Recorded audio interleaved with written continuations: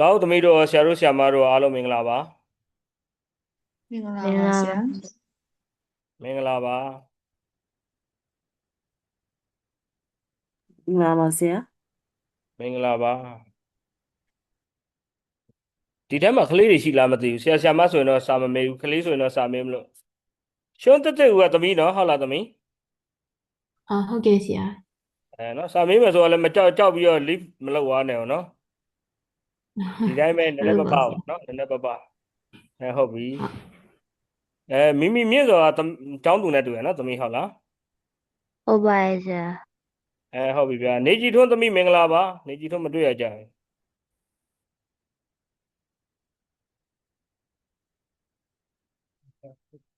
ဒီထဲမှာတွေ့တာက S S ကကျောင်းသားလားကျောင်းသူလားဆရာဆရာမလားဟယ်လို S တလုံးနဲ့ဆရာဟယ်လိုဘယ်လိုလဲမသိဘူးကျောင်းသူပါဆရာဟုတ်ပါပြီသမီးမင်္ဂလာပါနော်မင်္ဂလာပါအေးဆရာခိုင်ကရောအေးခိုင်ဆရာမပါဆရာမ sorry ပါခင်ဗျာဆရာမမင်္ဂလာပါနော်ဟုတ်ကဲ့ပါဆရာမင်္ဂလာပါဒေါ်လင်းတော့ဒါဆရာသိပြီးသားဆိုဆရာမမေးတော့နော်ညီတစ်ဦးတော့ဆရာသိပြီးသားဆိုမမေးတော့နော်ဟုတ်ပြောပါဆရာမင်္ဂကဲလာပါဆရာတို့ဒီမင်္ဂလာပါသားတို့နော်နည်းနည်းဒီနေ့ဆရာနည်းနည်းလေးစကြည့်ရအောင်နော်ဆရာတို့ရတဲ့ချိန်လေးကနည်းနည်းနဲတော့လေဒီလိုပေါ့ဟိုဟာဒီလိုပေါ့ဆိုတာအရှိအစာကြီးပြန်မခေါ်တော့ဘူးရှေ့အစာကြီးကိုပြန်နားလည်အောင်ကြည့်တော့နော်ကြားလားနော်ဟုတ်ကဲ့ဆရာပြီးခဲ့တဲ့ဘက်ကဆရာဒီမှာဆရာဗာသင်ခဲ့လဲဆို Lavoisier theory သင်ခဲ့တယ်ဟုတ်လားမသိဘူးနော်ဟုတ်ပါဆရာနော် Davy သင်ခဲ့တယ်မှန်လားဟဲ့ဟုတ်ပါနောက်ရဲ့တစ်ခါဆရာဒီမှာ Arrhenius သင်ခဲ့တယ်ဟုတ်လား Arrhenius ရဲ့ဒီ equation တွေလည်းဆရာသင်ခဲ့တယ် Arrhenius theory ရဲ့ weak point လည်းဆရာသင်ခဲ့တယ်မှန်လားမသိဘူးနော်ဟုတ်ပါရဲ့ဆရာဒါနဲ့ပတ်သက်တဲ့ equation တွေလည်းဆရာလေ့ကျင့်ခဲ့တယ်ဟုတ်လားဟုတ်ပါတယ် Okay ဒီနေ့တော့ဆရာ Bronsted-Lowry theory ကိုသင်ပေးမယ်နော် Bronsted-Lowry ဆိုတာလူပုဂ္ဂိုလ်နှစ်ဦးကိုပြောတာနော်တယောက်တည်းမဟုတ် Bronsted ရဲ့နာမည်ပြည့်ဆိုတာဒီမှာတွေ့လားမသိဘူးနော် Johannes Nicholas Bronsted ပါသူရဲ့မွေးဖွားခုနှစ်ကွယ်လွန်တဲ့ခုနှစ်သူကဘာနိုင်ငံသားလဲအောက်မှာဖော်ပြထားရဲနော် Lowry ရဲ့နာမည်ပြည့်စုံဆိုရင်တော့ Thomas Martin Lowry ပါနော်မွေးဖွားခုနှစ်ရဲ့ကွယ်လွန်တဲ့ခုနှစ်ရဲ့သူဘာလူမျိုးလဲဒီမှာပြောထားရဲအဲ့မှာဆရာသိရမှာလေးတခုဆရာပြောပြမယ်အားလုံးနားထောင်ဆရာဒီမှာပုံညာလေးဆွဲမယ်ပုံညာလေးဆွဲမယ်ဆိုမှခဏလေးနည်းနည်းလေးတော့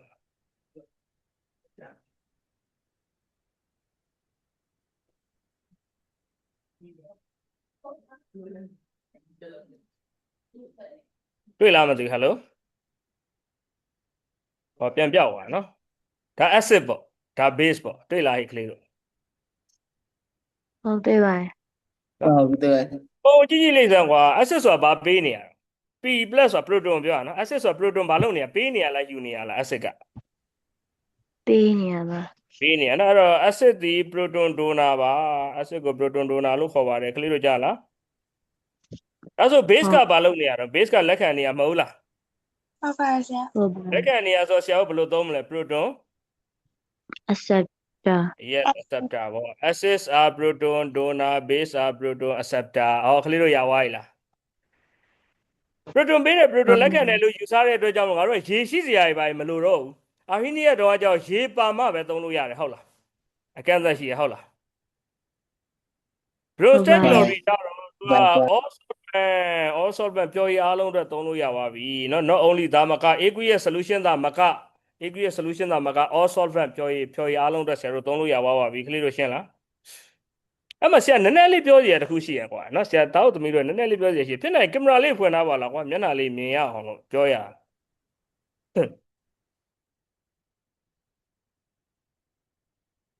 ဟုတ်ပြီဇော်လင်းတော့ကဲရုပ်ရည်ချောမောလှပသူများကင်မရာလေးဖွင့်ပေးကြပါနော်ရုပ်ဆိုးပန်းဆိုးရပိတ်ထားလို့ရတယ်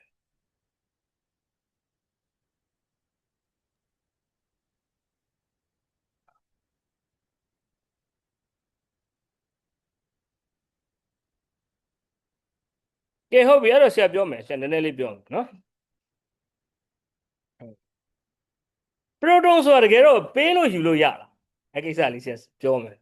ပရိုတွန်ပေးတာတို့ပရိုတွန်ယူတယ်တို့လုပ်လို့ရလားပရိုတွန်ဆိုတာဘယ်ထဲမှာရှိရလားအတန်တလုံးဆိုရင်ဆရာတစ်ချက်ပြောမယ် ဘယ်ထဲမှာရှိရအပြင်ဘက်မှာရှိရလား nucleus ထဲမှာရှိရလား nucleus ဆရာပါဆရာ yes nucleus ထဲမှာရှိရကြီးကိုဆရာတို့ကပေးလို့ယူလို့တကယ်ရရဲ့လားဆိုတော့မိကုန်းဆရာမေးကြည့်ကြတယ်မင်းတို့ဘယ်လိုထင်လဲ ရပါတယ် ပေးလို့ယူလို့ရတယ်လို့ထင်လားမထင်ဘူးလားမင်းတို့ဘယ်လိုထင်လဲပြော ကြားရလို့ထင်ပါတယ် ရ ရ ပါ လို့ထင်တယ်အေး okay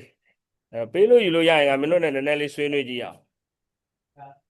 အလုပ်ပြောင်းရင်ကောင်းမယ်လေဆရာ white board လေး share ထားတယ်လားနော်တော့သမီးတို့ဘက်မှာပေါ်ပြီလားမသိဘူး white board လေး ပေါ်ပါဆရာ mercury ရောကွာ mercury ဆိုတာ Hg ရောဟုတ်လား atomic number 80ရှိရယ်ကွာရွှေက AU ကွာ atomic number 89ရှိရယ်ဒါ proton အလုံး80ရှိရပါ mercury ထဲမှာ proton အလုံး80ရှိရယ်ဆရာရေးပြရင်မင်းတို့ဘက်မှာပေါ်ရလားမသိဘူး ပေါ်ပါဆရာ ပေါ်ရ ဟုတ် နော် ပါတယ် ရွှေက atomic number ဘယ်နှလုံးရှိတော့ 59 59လုံးပါဆရာ 89လုံးရှိရယ်လေဒီမှာရေးပြထားတွေ့ရမလားခလေးတို့ဘက်မှာပေါ်ရလား ဟုတ်တယ်ပါဆရာ အဲ့တော့ငါတို့ဒီလိုလုပ်ရအောင် grade 12တက်မနေနဲ့တော့ငါတို့ mercury တပိတ်သာသွားဝယ်သွား mercury တပိတ်သာသွားဝယ်ပြီး proton တစ်လုံးစီဆွဲနှုတ်ကြမယ်ငါတို့ proton တစ်လုံးစီဆွဲနှုတ်လိုက်ရင် mercury တပိတ်သာသည် proton 89လုံးပဲရှိရမယ်ဆိုဘာဖြစ်သွားမယ်လို့မင်းထင်လဲရွှေတပိတ်သာဖြစ်သွားမှာဗောကွာဟုတ်လား ဟုတ်ပါတယ် နော်မင်းရွှေတပိတ်သာဆိုဒီနေ့ခေတ်စင်းနဲ့ကွာမင်းရွှေတစ်ကြက်သားဘယ်လောက်ဖြစ်နေပြီလဲအခုဆို380 390လောက်ဖြစ်နေနော်ထား380ပဲထားပါဦးမင်း10သားဆိုရင်380အပိတ်သာဆိုရင်38000နော်ဘာလို့တက်နေရောမလားငါတို့38000မင်းကလည်းငါတို့ proton တစ်လုံးစီပဲဆွဲနှုတ်နေရောမှာဗောဟုတ်လား ဟုတ်ပါတယ် တကယ်တော့ proton ဆိုတာပေးလို့ယူလို့ပဲရမလဲကွာပေးလို့ယူလို့ရမှာတော့ကွာမင်းအိမ်မှာငါတို့တန်ချောင်းနေရှိရကွာအာယုံနေရှိရကွာအာယုံရဲ့ atomic number ဘယ်လောက်တော့ကဲ transition element သင်ပြီးလောက်ပြီငါတခါတည်းမေးရမယ်အာယုံကဘယ်လောက်တော့ 26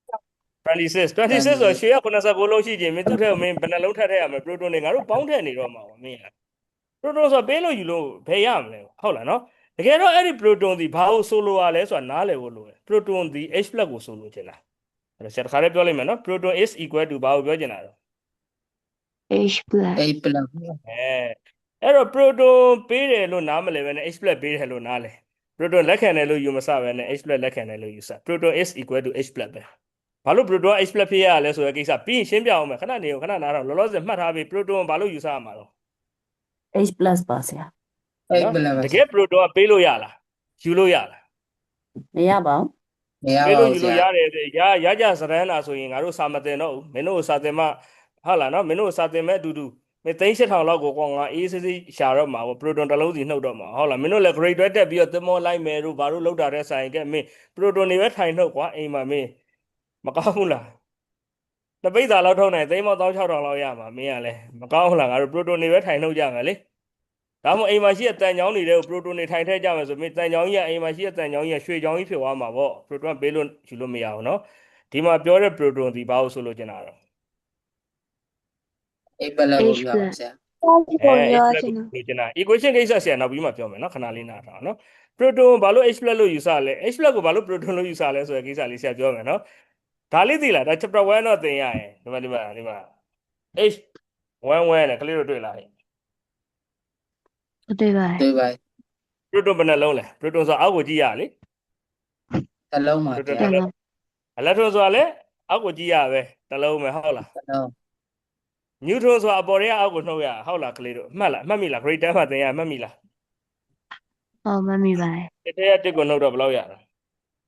0ပါဆရာ နော်ဒါ hydrogen မှာရိုးရိုး hydrogen atom မှာဆိုရင် proton တစ်လုံးရှိရယ် electron တစ်လုံးရှိရယ် neutron လုံးဝမရှိဘူး neutron 0ဟုတ်လားကလေးတို့နော်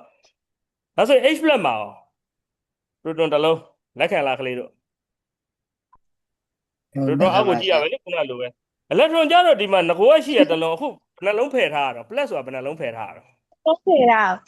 လုံးဖယ်ထားဆို1နဲ့1ကိုပဲလေးတော့0မဟုတ်လားကလေးတို့ ဟုတ်ပါ ဟုတ်ပါဆရာ neutron ဟောငကိုတွေက0ကွာအဲ့တော့ဒါဆိုရင် H+ မှာဆိုရင် proton ဘယ်နှလုံးပဲပါတော့ တစ်လုံးပါဆရာ တစ်လုံးပဲပါတယ်ဒါကြောင့်မလို့ဆရာခုနပြောတာ H+ is equal to proton လို့နားလဲလို့ဆရာပြောကြတာကလေးတို့ရှင်းလား အဲ့တော့ဒီ definition မှာပါတယ်ဒီစကားလုံးလေးမှာပါတယ် proton ပေးတယ်ဆိုတာတကယ်တော့ H+ ကိုပေးတာ proton လက်ခံတယ်ဆိုတာတကယ်တော့ H+ ကိုလက်ခံတာအဲ့ဒါကိုကောင်းကောင်းမှတ်ထားဖို့လိုတယ်တကယ် nucleus တွေက proton ပေးရမှာမဟုတ်ဘူးเนาะအဲ့ဒါလေးကိုသိထားဖို့လိုရယ်เนาะကြားလား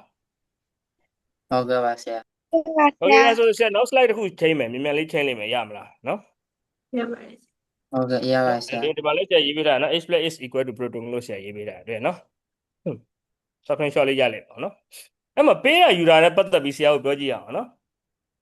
ကောင်လေးနာမည်ကိုမောင်မောင်လို့ထားလိုက်ပါမောင်မောင်ပေါ့ကောင်မလေးနာမည်ကိုမမလို့ထားလိုက်เนาะမောင်မောင်နဲ့မမနဲ့เนาะတွေ့ကြပြီမောင်မောင်ကငကိုတော့3000ရှိတယ်မမမှာ1000ရှိတယ်တွေ့လားပြီးလဲပြီးတော့မောင်မောင်က2000ပဲကျန်တော့ရယ်မမ11000ဖြစ်သွားတယ်ဆိုရင်မောင်မောင်ကမမကိုပေးလိုက်တာလားမမကမောင်မောင်ကိုပေးလိုက်တာလားမင်းတို့ဘယ်လိုထင်လဲဒီပုံလေးကိုကြည့်ပြီးစဉ်းစားကြည့်ဟမ် မမပေးတာ မမအောက်ပေးလိုက်တာပါဆရာ စဉ်းစားပြီးဖြစ်နော်မောင်မောင်ကမမကိုပေးရလားမမကမောင်မောင်ကိုပေးရလား မမကိုပေးလိုက်တာပါ မမ မောင်မောင်ကမမကိုပေးရရှာမြားကောင်းလေးဒီလိုတိုက်ရင်မင်းတို့လက်ခံလားမောင်မောင်ကိုပေးသူလို့ရေးမယ်မမကိုလက်ခံသူလို့ရေးမယ်မင်းတို့လက်ခံလား ဟုတ်ကဲ့ပါလေ ပေးသူနဲ့လက်ခံသူကိုခွဲတတ်ဖို့ဆရာအခုတည်းကသင်နေတယ်ဘလို့ကြည့်ပြီးမင်းတို့မောင်မောင်ကပေးသူလို့မင်းတို့ဆုံးဖြတ်လဲဆရာမင်းတို့အတွေးကိုဆရာပြန်ပြောပြပေးပါလား မမစီမှာ1000ရွတ်သွားလို့ ရတာလို့ မောင်မောင်က1000ရောက်လာမမက1000ပို့လာတွေ့လားဟုတ်လား ဟုတ်ပါတယ်ဆရာ ဟုတ်ပါ နော်ဒါဆိုအောက်ကဖြစ်စဉ်လေးတစ်ခုဆရာထပ်ပြောမယ်နော်ကြော်နဲ့လှလှပေါ့နော်ကြော်ကလှလှကိုပေးလိုက်တာလားလှလှကြော်ပေးလိုက်တာလားသူတို့ငကိုအခြေအနေရယ် WV အခြေအနေရယ်မင်းတို့ကြည့်ကြည့်လိုက် လာကြောပေးလိုက်တာပါ လာကြောပေးလိုက်တာပါဆရာ ဘယ်လောက်ပေးလိုက်တာလဲအတိအကျပြော 2000ပေးလိုက်တာပါ 2000ပေးလိုက်တာနော်ဒါဆိုဘယ်သူကပေးသူလဲဘယ်သူကလက်ခံတယ်လဲ လာပေးသူ လာ ကြော ပြီးကြော ဘာကပေးသူကြော်ကလက်ခံတယ်ဒါကိုနားလဲနော်ရမယ်နော်အားလုံး screenshot လေးရိုက်ထားလိုက်ဒါရအကုန်လုံးပြီးတော့မှကိုယ့်အကို print ထုတ်လိုက်ကွာ printer ဘိုးကမနှံ့မျောနဲ့ဒီခေတ်ဒီကာလမှာမနှံ့မျောနဲ့ဘာမှမရှိဘူးတရွက်ပေါ့နော် print ထုတ်ပြီးဒီထဲမှာလေ့ကျင့်ကြားလာဒီစာတွေအကုန်လုံးဒီစာ file တွေအကုန်လုံးဆရာ Telegram ထဲမှာပို့ပေးမယ်ကြားလာနော် day 2ဆိုပြီးတော့နော်ဆက်ဖြတ်မယ်ရလား ဟုတ်ကဲ့ပါဆရာ Okay အဲ့ဆိုဆရာနောက် slide တစ်ခုဆက်သွားမယ်နော်ရမယ်နော် Okay အဲ့ဒီသဘောတရားလေးကိုကြည့်ပြီးတော့အခုဒီဟာလေးကိုလည်းဆရာကိုခွဲပေးပါအောင် HCOOH နဲ့ H2O မှာဆိုရင်ဘယ်သူကိုပေးလိုက်တာလဲတနည်းအားဖြင့်ပြောရင် H+ ပေါ့နော်HCOH ကဒီကောင်ကို H+ ပေးလိုက်တာလားသို့မဟုတ် H2O ကပဲ HCOH ကို H+ ပေးလိုက်တာလားဆရာအဲ့ဒါလေးသိကြတယ်ဘယ်သူကိုပေးလိုက်တာလဲဒီလိုပေးရလားဟိုလိုပေးရလား H က H ကိုပေးရပါဆရာ H2 ပေးလိုက် အဲ့ တာ လိုလေးစဉ်းစားဖို့ဆိုရင်ခဏလေးဆရာတို့ကဟိုဘက်က product နဲ့သွား compare လုပ်ကြည့်ရနော် HCOH ကသူ့ဘဝကြီးကဟိုမှာဘာဖြစ်သွားတော့ည အရှော့ H HCO ဝိုင်းဒါဆိုဘယ်သူကိုပေးလိုက်တာဖြစ်ပေးသူကဘယ်သူလဲပြော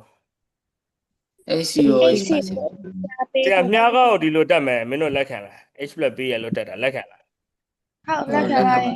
နော်အခုဆရာအခုဘာလို့သင်နေရလဲဆိုတော့ဘယ်သူက acid လဲဘယ်သူက base လဲဘယ်သူက conjugate base ဘယ်သူက conjugate acid လဲဆိုတာဆရာခွဲခြားပုံခွဲခြားနည်းလေးသင်တာနော်အဲ့ဒါရမှတမှတ်တန်နေဆရာကိုစဉ်းစားတတ်မှာမဟုတ်လို့နော်ကြားလား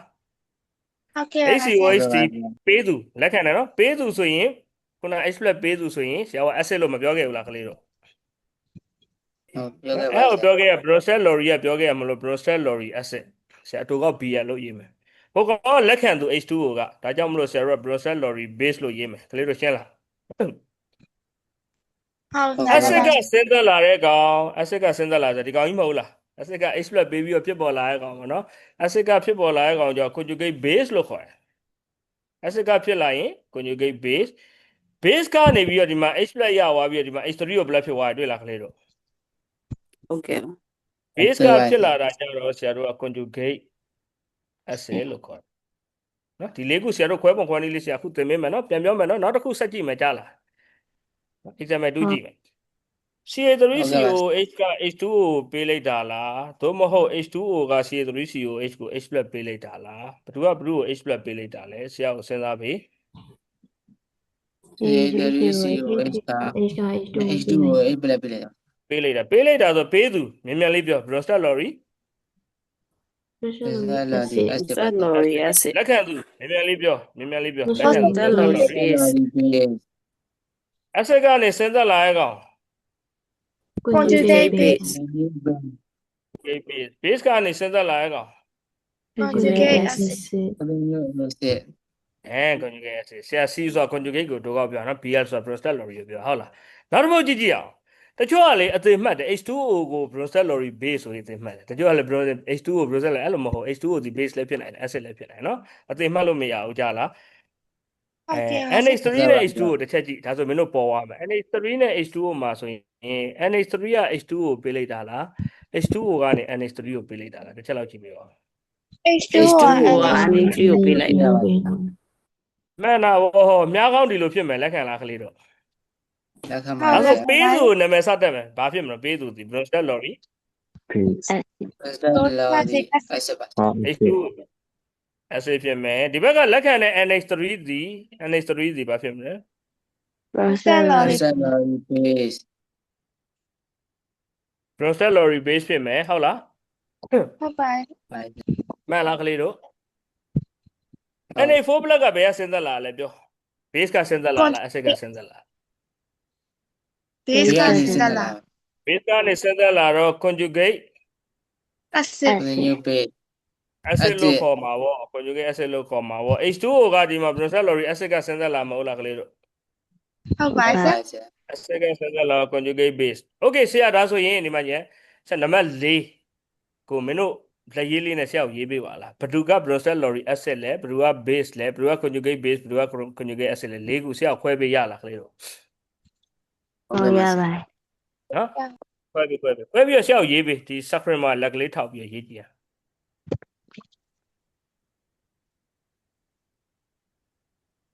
ကဲခွဲကြည့် acid လို့ရေးလို့မရရင်တော့ A လို့ရေးဆရာကျင်းတတ်တယ်နော်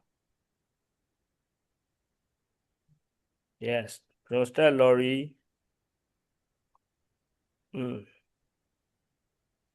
နော်သူက A ပေါ့ကွာ Bronsted-Lowry acid ဆို A လို့ရေးလိုက် BLA ပေါ့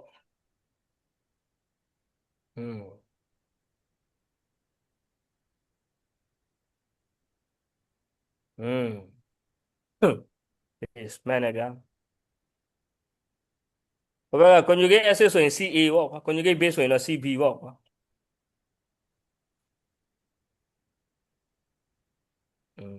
ဟုတ်ပြီဗျာ yes နော်ရေးထားလေးတွေ့ရအဝါနဲ့ရောအစိမ်းနဲ့ရောအနီနဲ့ရောရေးထားလေးနော်အမဲနဲ့ရောရေးထားလေးတွေ့ပါမှတ်ပါတယ်အားလုံးမှတ်ပါတယ်ဒါဆိုနံပါတ်5တွေပါကိုယ့်ကိုစက်ဖြေရောဆရာဒီမှာမပြောတော့သဘောတရားနားလည်ရင်ခွဲတတ်မယ်လို့ထင်တယ်ရလားဆရာတမတ်တန်သင်တယ်ဆိုပေမဲ့လေဒါနဲ့ဆိုင်တဲ့လေ့ကျင့်ခန်းတွေ2မှတ်တန်မှလည်းမေးရ3မှတ်တန်မှလည်းမေးရ5မှတ်တန်မှလည်းမေးရကိုယ့်ကိုသွားဖြေကြည့်ကြလားနော် ဟုတ်ကဲ့ပါဆရာ hello ကြလားနော်ဆက်တိုင်းအားလုံးဖြတ်လိုက်တော့မယ်ဖြစ်လား screenshot လေးရိုက်ထားပြီ ဟုတ်ရပါဆက် ရရဆိုရင်6 7 8 9ကိုယ့်ကိုလေ့ကျင့်လို့ရလားကြည့်ပြီးပါဦး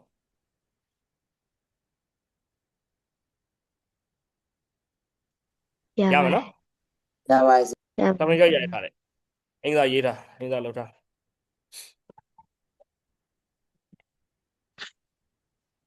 ဖြစ်လား ဟုတ်ဖြစ်ပါရဲ့ ဟုတ်ပြီပါဆ ဖြ ရာ စ်ပါ နောက်တစ်ခုဒီအသုံးနှုန်းလေးရောနော် HCl ကိုဆရာက monoprotic acid လို့ခေါ်တယ်ဘာလို့ monoprotic လို့ခေါ်လဲဆို hydrogen ဘယ်နှလုံးနဲ့ပါလို့လဲ hydrogen တစ်လုံးပဲပါတယ်လေတို့တွေ့လားတစ်လုံး mono လို့မခေါ်ဘူး proton တစ်လုံးပါတဲ့ acid ပေါ့ကွာအဲဒါကြောင့် monoprotic acid လို့ခေါ်တယ် H2SO ဘိုးကြောင့် hydrogen ဘယ်နှလုံးခေါ်လဲပါလား လုံးပါ လုံးလုံး နှလုံးပါတော့ diprotic acid လို့ခေါ်တယ် H3PO4 ကြောင့် hydrogen ဘယ်နှလုံးပါလဲ လုံးလုံးပါ သုံးလုံးပါတော့ triprotic acid လို့ခေါ်တယ်ထားပါတော့ဒီကောင်တွေရောက် COCl2 တို့ SO2 တို့ N2O4 ကြောင့် hydrogen ဘယ်နှလုံးပါလဲ ပါပါဘူး တစ်လုံးမှမပါရင် non protic solvent လို့ခေါ်တယ်အဲ့တော့ပြန်ပြောမယ်နော် hydrogen တစ်လုံးပါရင် monoprotic နှလုံးပါရင် diprotic သုံးလုံးပါရင် triprotic တစ်လုံးမှမပါရင် non protic ကလေးတို့ရလား ဟုတ်ရပါမယ် HCl မဟုတ်ပဲဆရာဒီလိုပြောင်းပေးမယ်ကွာဒီလိုမျိုး HNO3 စီဘာ acid ဖြစ်ပါသည် monoprotic diprotic triprotic non protic ဆိုပြီးတော့ကဲထားပါ monoprotic acid ဘာဖြစ်မလဲ monoprotic yes monoprotic monoprotic acid HF ကရောဘာ acid ဖြစ်လဲ monoprotein ပါ monoprotein acid acid မှာ base gain ရှိရယ် base gain ကို basicity လို့ခေါ်တယ်ခုနလိုပဲ hydrogen အရေအတွက်ကိုပဲပြောချင်တာ basicity 1ဒီကောင်ဆိုရင်နှလုံးရှိရင် basicity 2သုံးလုံးရှိရင် basicity 3ရလားကလေးတို့ ဟုတ်ကဲ့ပါ ဒါဆိုဆရာထပ်မေးကြည့်မယ် H2CO3 ကိုဘာ acid လို့ခေါ်လဲ monoprotic လား dibrotic လား tribrotic လား nonprotic လား dibrotic dibrotic acid လို့ခေါ်ပါတယ်နောက်တစ်မျိုးသူ့ရဲ့ basicity တန်ဖိုးမေးရောဘယ်လိုဖြစ်မလဲ basicity 1 or 2 or 3 or 4 two basicity 2ကလေးတို့နားလည်ပြီနော်ဒါလေးကလည်းတမတ်တန်မေးနိုင်တယ်ကလေးတို့ကြားလားနော် ဟုတ် ဒါလည်းပတ်သက်ပြီးမေးဆရာမပြောတော့နော်ထိုနည်းတူစွာပဲ RNA ရဲ့ theory တော့ဆရာ weak point တွေပြောခဲ့လို့ပဲ Bronsted-Lowry theory မှာလည်း weak point တွေရှိပါတယ်သူရဲ့အားနည်းချက်တွေကြားလား Bronsted-Lowry theory က fail to explain နဲ့ဒါယူမရှင်းပြနိုင်ဘူးကွာ fail ခဲ့တယ်ဘာမျိုးလဲဒီကောင်းလေးဆို acidic oxide တွေပဲ acidic oxide တွေပဲသို့တော့သူ့မှာပေးစရာ H+ မရှိတဲ့အတွက်ကြောင့်မလို့ပေးစရာ proton မရှိတဲ့အတွက်ကြောင့်မလို့ define လုပ်လို့မရဘူးကလေးတို့ရှင်းလားထိုနည်းတူစွာပဲဒီကောင်တွေက base တွေပဲဒါပေမဲ့ဒီကောင်တွေကလည်းလက်ခံစရာ proton မရှိဘူး no proton transfer သူတို့စီမှာ proton ပေးခြင်းလည်းမရှိဘူးလက်ခံခြင်းလည်းမရှိဘူး no proton transfer ဒါကြောင့်မို့လို့Bronsted-Lowry theory ရ explain လုပ်ဖို့ဆိုရင် fail ဖြစ်ခဲ့တယ် fail ဖြစ်ခဲ့တယ်ဆိုတာမအောင်မြင်ခဲ့ဘူးပေါ့နော်ဒီကောင်တွေရှင်းပြလို့မရခဲ့ဘူးရမလားကလေးတို့ ဟုတ်ကဲ့ပါဆရာ နောက်တစ်ခါခုနလိုပဲ BR3 တို့ ALC3 တို့မှာလည်း hydrogen မရှိဘူး hydrogen do not have any hydrogen မရှိတဲ့အတွက်ကြောင့်မလို့သူ့မှာပေးလည်းမပေးနိုင်ဘူး cannot give proton ပေးရဆိုလည်းမရှိဘူး proton လက်ခံတယ်ဆိုတာလည်းမရှိဘူးအဲ့တော့ acid base သတ်မှတ်လို့မရဘူးပေါ့နောက်က proton မရှိတဲ့ဒီကောင်တွေမှာလည်းအဓိပ္ပာယ်သတ်မှတ်လို့မရဘူးဆိုတာဒါသူ့ရဲ့အားနည်းချက်လေးဖတ်ထားကြည့်ပါနော်စာနဲ့ဖတ်ထားကြည့်ရင်ရမှာပါကလေးတို့ကြားလား ဟုတ်ကဲ့ပါဆရာ ဟုတ်ကဲ့ပါဆရာ နောက်တစ်ခုကဒီကောင်လေးကလေတမတ်တန်မေးနိုင်တယ် strong acid တိုင်းမှာ weak conjugate base ရှိတယ် weak acid တိုင်းမှာa strong base တိုင်းမှာ weak conjugate acid ရှိတယ်အဲအကြောင်းလေးကိုဆရာဒီမှာဆရာအောက်ကဟာလေးနဲ့ရှင်းပြမယ်ရှင်းပြရင်ကလေးတို့နားလည်မှာအပေါ်ကဟာကိုမချက်နဲ့အောင် HCl ကဘာ acid လဲတယောက်တစ်ချက်ပြောမယ် HCl က strong strong acid အဲကောင်ကနေ H ကိုဖယ်လိုက်ရင်ဘာရတော့ Cl- မရဘူးလားကလေးတို့ ဟုတ်ရပါတယ် Cl- ကိုဘယ်လိုခေါ်လဲဆိုရင်ဆန့်ကျင်ဘက် strong ကိုဆန့်ကျင်ဘက်လို့ weak weak ဦးနေ acid ကိုဆန့်ကျင်ဘက်လို့ base အလဲမှာ C ထက် weak conjugate base လို့ခေါ်တယ် Cl- ကိုနောက်တစ်ခုထပ်ပြောမယ်နော်ကြည့်အောင်3-4ခုလောက်ကြည့်လိုက်အလိုလိုရလာလိမ့်မယ် HNO3 ဒီပါ acid တော့ တောင်းအဆစ် အဲ့ဒီကနေဆင်းသက်လာတဲ့ NO3 ကိုဘယ်လိုခေါ်မလဲ weak ဝီဒီယို okay base conjugate yes weak conjugate base H2SO4 ကလည်း strong acid မဟုတ်လားကလေးတို့ ဟုတ်ပါတယ် ဟုတ်ပါတယ် အဲ့ဒီကနေဆင်းသက်လာမယ့် SO4 2- ကိုငါတို့ဘယ်လိုခေါ်မလဲ we conjugate ဝီဒီ base ယိုပဲ yes weak conjugate base လို့ခေါ်တယ်ထပ်ပြောမယ် HCOOH ကဘာ acid တော့ weak acid မဟုတ်လားကလေးတို့ ဟုတ်ပါတယ် အဲ့ဒီကနေဆင်းသက်လာမယ့် HCOO- ကိုဘယ်လိုခေါ်ကြမလဲပြောင်းပြန်လုံးမယ်နော် weak ကိုပြောင်းပြန်လို့ strong conjugate base base base အဲတော်တယ်ကွာ C3COH ဒီဘာမျိုးစားတော့ yes weak yes. acid ဒီအဆစ် ဒါရင်နားလည်မှာခုနဓမ္မတန်နေရမှာနော်ဓမ္မတန်တင်တဲ့ချိန်ကျဆက်ဒါပြန်မရှင်းတော့ဘူးနော်ကြားလား ဟုတ်ကဲ့ပါဆရာ C3CO- မဟုတ်လားကလေးတို့အဲ့ကောင်ဘယ်လိုခေါ်မလဲဆက်ညပဲလို့လေ strong conjugate တော base င်းကိုနေယူပဲ strong conjugate base ကလေးတို့ရလား ဟုတ်ကဲ့ပါဆ ရ ရာ ပါတယ် ကိုနိတူသာပဲဟိုဘက်တွေကိုဆက်သွားမယ် NaOH ကနေဆင်းသက်မယ်ကွာ OH- ကိုဖယ်လိုက်တော့ Na+ ရမှာပေါ့ NaOH ကဆက်ပြောမယ်နော် strong base ဖြစ်တယ်သူ့ရဲ့ဆက်ညင်ပဲ strong ကိုဆက်ညင်ပဲလို့ we weak က base ကိုဆက်ညင်ပဲလို့ acid acid အဆစ် အလဲမှာ C ထက် conjugate acid လို့ခေါ်တယ်ရလားအားလုံး ဟုတ် ဒါ ပါ ဆို ဘူး KOH ကနေဖယ်ပြီးတော့ K+ ဖြစ်လာမယ်ဒါဆို KOH ကိုဘယ်လိုခေါ်လဲ K+ ကိုဘယ်လိုခေါ်လဲဆရာနှစ်ခုလုံးရေးပြီ KOH ကိုဘယ်လိုခေါ်တော့ strong base strong base မှန်တယ်ဗျာဟိုကောင်က strong base ကနေဆင်းသက်လာဆိုတော့ we conjugate weak acid ဝီကိုနေယူအဆစ် we conjugate acid Na4OH ဒီ we base မဟုတ်လားကလေးတို့ရေ ဟုတ်ပါတ ဟုတ် ယ် ပါတယ်ဆရာ အဲ့ဒီကနေဆင်းသက်လာတဲ့ Na4+ ကိုဘယ်လိုခေါ်လဲပြော strong conjugate acid တောင်းကိုနေယူအဆစ် strong conjugate acid လို့ခေါ်ပါတယ်ကလေးတို့ရှင်းလားအဲ့တော့အောက်ကဟာလေးကိုယ့်ကိုဆက်ပြီးတော့ကြိုးစားပေးရလား ဟုတ်ရ ရ ပါ ပါ တ တယ် အဲ့တော့ strong ရပါ acid ဆရာ တိုင်းမှာ strong acid တိုင်းမှာဘာရှိတော့ strong ကိုဆက်ညင်ဘက်လို့တော့ weak ယ် acid ကိုဆက်ညင်ဘက်လို့တော့ weak ကို base weak conjugate base ရှိရဟောဟုတ်လားဓမ္မတမင်းမရဘူးလား strong base ဟုတ် line ကဲ့ မှာဘာရှိလဲ strong ကိုဆန့်ကျင်မဲ့လို့တော့ weak base ကိုဆန့်ကျင်မဲ့လို့တော့ acid weak conjugate acid ရှိရပေါ့ခလေးတော့မရဘူးလားဟဲ့ ရပါဆရာ ရရနော်ရရနော် MgOH2 က strong base လား ဟုတ်တယ်သမီး strong base ပါအဲ့တော့ Mg2+ ဒီဘာဖြစ်မလဲပြောကြည့်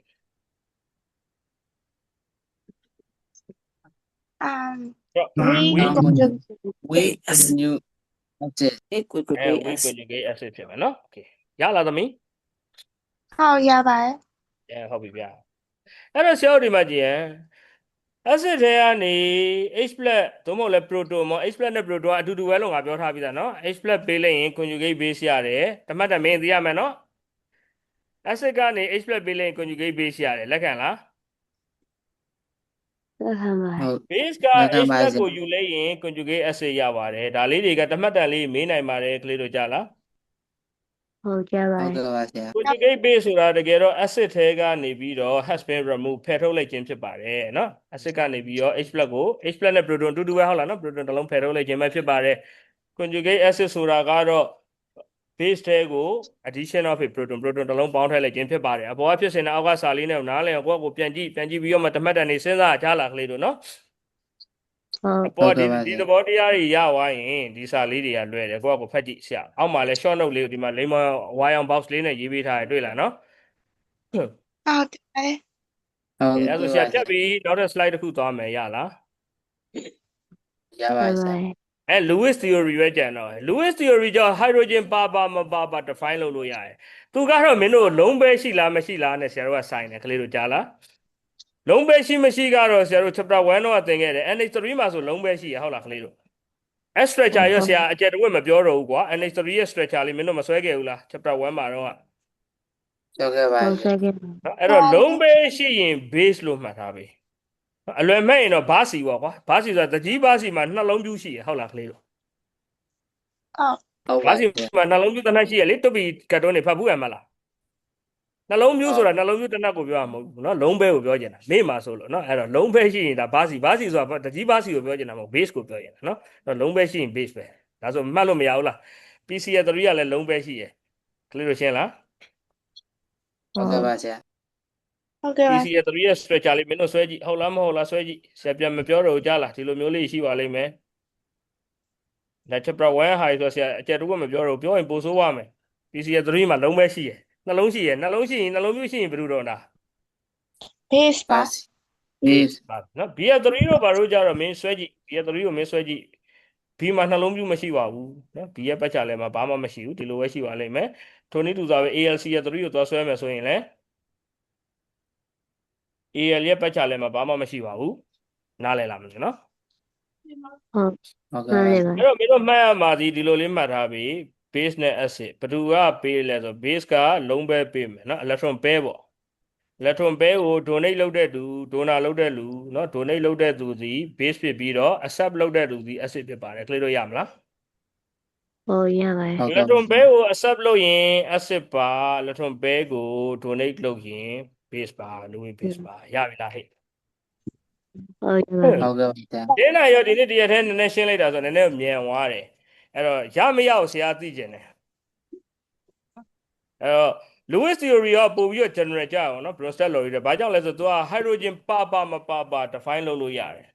hydrogen ပါသည်ဖြစ်စေမပါသည်ဖြစ်စေ define လုပ်လို့ရတယ်ကြားလားကလေးတို့နော်ရှောက်နည်းနည်းစမ်းကြည့်အောင်စမ်းဖို့အတွက်ဆရာ ready ပြန်ထားတယ် multiple choice ကိုအရင်စမ်းရင်ကောင်းမယ်နဲ့တူတယ်နော် multiple choice လေးစမ်းကြည့်အောင်ကြားလားကလေးတို့ ဟုတ်ကဲ့ပါဆ multiple ရာ choice စမ်းမယ်ဆိုတော့ခဏနေဆရာဒီဘက်ကနေဆရာ screen share ပေးမယ်နော်ခဏလေးပါဆရာနဲ့အတူတူဖြေကြမယ်ကြားလားကလေးတို့နော် ဟုတ်ကဲ့ပါဆရာ ဟုတ် ဆရာ ကဲ့ပါ screen share လေးပဲခဏလေးနေအောင်နော်ခဏလေး screen ကပြန်ပါတော့ရတယ်ဆရာ screen share ပြီးပေါ်လားမသိဘူးတောက်ဆိုပေါ်လား ဟုတ်ပေါ်ပါတယ် ဟုတ်ပါဆရာ ပေါ်ပါဆရာ multiple choice နော် multiple choice အောက်မှာ form Google ဆိုတာလေးဆရာနှိပ်လိုက်ပြီနှိပ်လိုက်တဲ့အခါမှာဘာတွေပေါ်လာလဲဆိုတော့ဘာပေါ်လဲမြင်လားမင်းတို့ဘက်မှာမြင်လားမသိ ဟုတ်မြင်ပါဆရာ အဲ့မှာနေနေရာမှာဆရာနာမည်ဖြစ်လိမ့်မယ်သူရပါဆရာမဖြေဘူးနော်မင်းတို့ဖြေပြီနော်ဆရာကိုကူညီပေးဆရာနားမလဲလူလိုပဲဆရာယူဆလိုက်စမ်း Bronsted Lowry acid ကကန်နဲ့ဘာလုပ်နိုင်နော် Bronsted Lowry ဆိုတာ donate Donate Bruto. donate ပါ donate ရဲ့ product နော်မင်းတို့ပြောလို့ငါရွေးလိုက်တာနော်မင်းတောင်းတာလုံးလုံး which of the following acid is a wheat based ပေးထား sorry which of the following is a wheat based ပေးထားတဲ့မှာဘယ်ကောင် wheat based လဲတဲ့ ဆရာ NH3 donate ပါဆရာ ဟမ် roasted lolly ကဟိုဟာ donate donate a proton လေ electron အမလေး electron လို့ထင်တာလားဆရာ electron ပြောင်းပေးရမလား electron က Lewis မဟုတ်ဘူးလားဆရာဂျာကနေဝင်ပါကြည့်ရနော် electron နဲ့ define လုပ်တာ Lewis နဲ့တူတယ်ဟုတ်လားသိကြလား B လား D လားကဲအားလုံးဖြည့်ပေးပါအောင်ငါပဲဘာရွေးရမလဲ B ပါဆရာ B ပါဆရာ အော် B B ပါ B ဟုတ်ပြီနော်ဒါဆို which of the following is a wheat based ဘယ်ကောင် wheat based လဲတဲ့ NH3 H3 NH3 NH3 က wheat based လေကွာမဟုတ်ဘူးလားဟာဘယ်လိုဖြစ်သွားတာဟမ်ဟာဒီမသိဘူးနော် NH3 yeah quella can be used to absorb ဒါအရှိရဟာလေးပါဆရာနည်းနည်းရောရောပြီးတော့ပြန်မေးထားတာမင်းတို့ရလားမရလားသိကြလို့သိလား harmful SO2 gas တွေလုပ်ဖို့ဆိုရင်ဘယ်ကောင်ငါတို့သုံးနိုင်တာလဲရှေ့မှာပါတယ် intro မှာပါတယ်ဟုတ်လား line water တော်တယ်ကွာတမတ်တန်တွေအဲ့လိုမျိုးတန်းသိနေရမယ်ဘယ်ဟာပဲပြန်လာနော် recall ပြန်ထည့်ပြီးတာ equalize is a substance that donate an electron pair နော် electron pair ဖြစ်သွားပြီအဲ့တော့သေချာတာတစ်ခုစီ electron ဆိုရင်ဒါ Lewis မဟုတ်ဘူးလားဟဲ့ ဟုတ်ပါတယ်ဆရာ Lewis ဆိုတော့ဘော Bronsted Lowry acid base တော့မဟုတ်တော့ဘူးကွာအောက်ကနှစ်ခု C နဲ့ D ဖြစ်မယ်ဘာလဲဆရာမပြောဘူးတော့ပြီဆရာပါစပ်ပိတ်လိုက်ပြီမင်းတို့ရွေး Fluid base fluid base နော်ဒါမင်းတို့ရွေးလို့ငါပြောတာနော်ငါမှန်လားမှားလားငါမသိဘူးနော် we have learned that အဲ့မှာလည်းဆရာမပြောဘူး that blank is a measure တိုင်းတာတဲ့ acidity or alkalinity pH ကြော်ရည်တစ်ခုရဲ့ pH acid ပါ တက် ဆရာ မှု alkaline တက် pH ကိုတိုင်းတာတဲ့တက်မိုးဒီအောက်မှာ pH တက် KW တက် PKW တက် KE2 တက်ဘယ်ကောင် pH ပါဆရာ ပါဆရာ မင်းတို့ပြောလို့ငါရွေးရနော်မင်းတို့ပြောလို့ငါရွေးရနော်ဒါရဲ့ဆရာရှေ့ဟာနဲ့ပြန်ပြီး miss လုပ်ထားရနော်တွေ့လား acidic soil ကို neutralize ဖြစ်ခြင်းရင် quality ကိုသုံးတယ် quality quick line သုံးမဟုတ်ဘယ်ကောင်တော့ CAO နော် okay တော့ပြီချန်နာရီဆရာပြင်းသွားပြီဆရာကိုယ်တိုင်လျှောက်ဖြေရဆရာပြင်းသွားပြီဆရာထိတ်စိုးဟာတွေပဲလျှောက်ရွေးလိုက်တော့မယ်ပြီးမင်းတို့လိုခိုင်းညင်လို့ကြားလာကလေး ဟုတ်ကဲ့ပါဆ ဆရာ ရာ ဒီလောက်စဉ်းစားပြရင်တော်ပြီလေဟုတ်လားကျန်တာမင်းတို့စဉ်းစားပါမဟုတ်လားရလား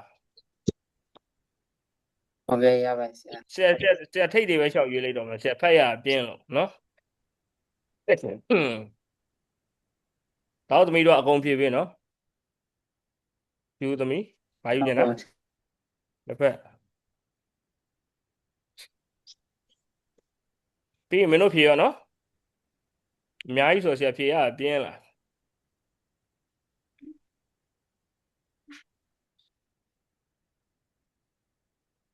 ခဏနေရောကွာဒါလေးရောနည်းနည်းသတိရလို့မေးလိုက်ပါဦး Bronsted Lowry acid မှာဆိုရင်လည်း base ဆိုတာတဲ့ define acid တဲ့ဘာဖြစ်မလားဒါဖြတ်လေးပေါ့ပြင်းထထမင်း Proto acceptor. base CD proto acceptor ကဲဟုတ်ပြီအဲ့တော့မင်းတို့ပြောလို့နော်ဒါလေးလဲဆရာနည်းနည်းဟိုဒါ A မဟုတ်ဘူးနော် A မဟုတ်ဘူးဆရာရှောက်နှိပ်မိရမင်းတို့ဖြေပေးအဲ့မေးခွန်းတွေ့လား the conjugate base of CA3COOH is တဲ့တွေ့လား 3CO minus. CA3CO မိုင်းနဲ့အဲ့တော့ ABCD ဘယ်ကောင်ဖြစ်မလဲ D ပါ B ပါ good နော်အဲ့တော့တချို့ဟာတွေရဆရာရမ်းဖြေလိုက်ပြီကွာအဲ့ဒါလေးဖြေကြည့်ပါဦးနောက်ဆုံးတစ်ခုလေးပြင်းလို့ BA3 molecule မှာဆိုရင်တဲ့ BA3 က which accept an electron pair ကိုလက်ခံနိုင်တယ် BA3 ဆို electron pair ကိုလက်ခံနိုင်တယ်သူကပေးနိုင်တာမဟုတ်တော့လက်ခံနိုင်တယ်ဒါကြောင့်မလို့သူမှာ BHAP ရှိပါတယ်တဲ့ Lewis Acid. Acid. okay ဆရာအဖြေလေးကိုဆရာတိုက်မယ်နှိပ်မယ်ဆရာဘယ်နှမှတ်ပဲရတော့ 13 73ပဲရတာ73ဆိုတာဒါငါတို့စဉ်းစားပြီးဖြေရဲ့ပုတ်တွေကမှန်တယ်တွေ့လားဆရာတို့စဉ်းစားအပေါ်ပိုင်းနေမှန်တယ်တွေ့လားအဲ့တော့ရန်ရှိရဲ့နေရာစာပြီးမမှန်တော့ဘူးတွေ့လားနော်โอเคထားလိုက်တော့ဆရာမှန်ချင်းမမှန်ချင်းအရေးမကြီးဘူးဆရာကကြားလဲဆရာဘာမှမပြောမင်းတို့မှန်မှုအရေးကြီးရဲ့ဟုတ်လားနော် ဟုတ်ကဲ့ပါ ဟုတ်လားဆရာပြောတာဟုတ်လား ဟုတ်ပါရဲ့ဆရာ ဆရာနမူနာဖြေပြရလေနော်အဲ့လိုမျိုးကြီးဖြေရတယ်ဆိုတာလေးကိုဆရာပြတာအဲ့လိုမျိုးကြီးစဉ်းစားရတာအခုလက်ကျန်အချိန်လေးကြံသေးတယ်ဆရာကိုနည်းနည်းလေးကြိုးစားပေးမလားဖြစ်လား ဟုတ်ကဲ့ပါဆရာ ပြပါဗျာ ကြောက်ဖြေပေးနော် ဖြစ်ပါရဲ့ဆရာ ဖြေလဲဖြေပေး screenshot လဲရိုက်ပေးဆိုတာကပြီးရင်မင်းတို့အဲ့ဒီ scan ဖတ်ပြီးတော့ဖြေပေးတော့ပဲမင်းကုန်းတွေအများကြီးရှိတယ်နော်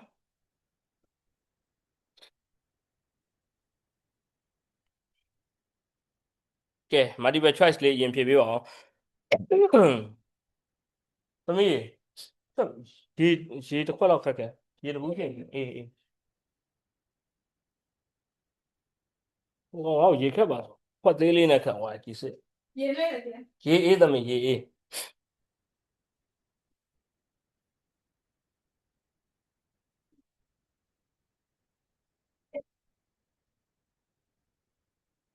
ပြီးရင်ဆရာကို group ထဲမှာထပ်ပေးပါအရင်ကလိုပဲကြားလား